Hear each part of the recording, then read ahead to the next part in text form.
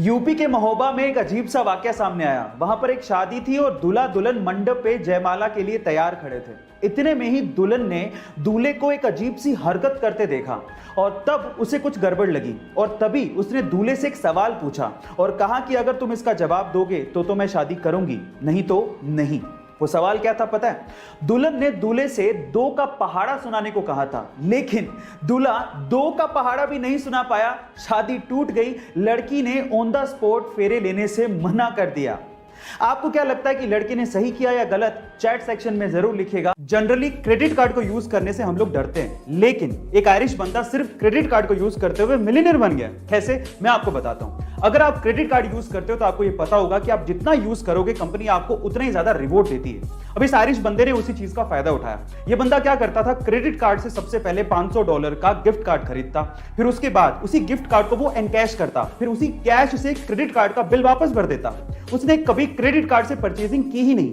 फायदा यह था कि कंपनी उसे हर $500 के गिफ्ट कार्ड पे $25 का रिवॉर्ड देती थी। कभी खर्चा किया नहीं, ऊपर से $25 का रिवॉर्ड अलग से। ऐसे करते करते उसने $3 लाख इकट्ठे कर लिए, यानी कि लगभग 2,17,00,000। लेकिन एक दिन टैक्स डिपार्टमेंट की उसकी अर्निंग पे नजर पड़ गई, तब जाके ये बात खुली। लेकिन ये बंदा तब तक कमा चुका था। आपको इस जुगाड़ के बारे में क्या कहना है कमेंट सेक्शन में जरूर लिखिएगा। उसके अब्बू एक ऑटो रिक्शा चालक थे और उसकी अम्मी खेत में काम किया करती थी। घर के हालात इतने खराब थे कि उसके अब्बू ये चाहते थे कि वो 4th क्लास में ही स्कूल छोड़कर काम पर लग जाए, लेकिन टीचर के समझाने पर जैसे तैसे उन्होंने उसे पढ़ने दिया।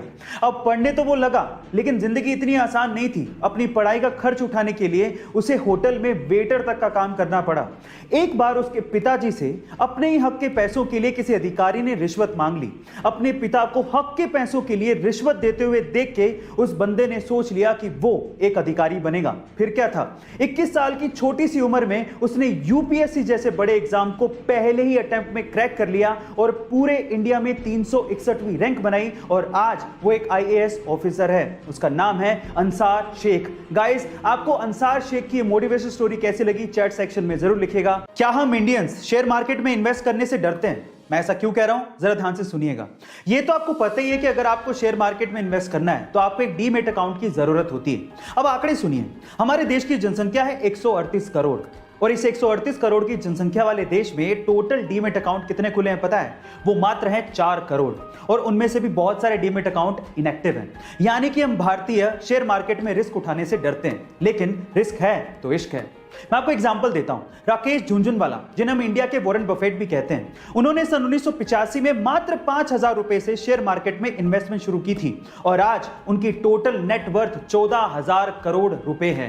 गाइस, अगर आप भी इन्वेस्ट करना चाहते हैं तो डीमैट अकाउंट का लिंक डिस्क्रिप्शन बॉक्स में गिवन है। कई बार पेट्रोल पंप पे ऑयल भरवाने के बाद हमारे दिमाग में वहम रह जाता है कि जितने पैसे दिए हैं क्या पता उतने का ऑयल उसने डाला भी है क्या। मैं तो मीटर बड़े अच्छे से देख रहा था, लेकिन फिर भी ऑयल थोड़ा कम लग रहा है। अगर ऐसे वहम आपके भी दिमाग में आते हैं तो मेरे पास इसका एक इलाज है।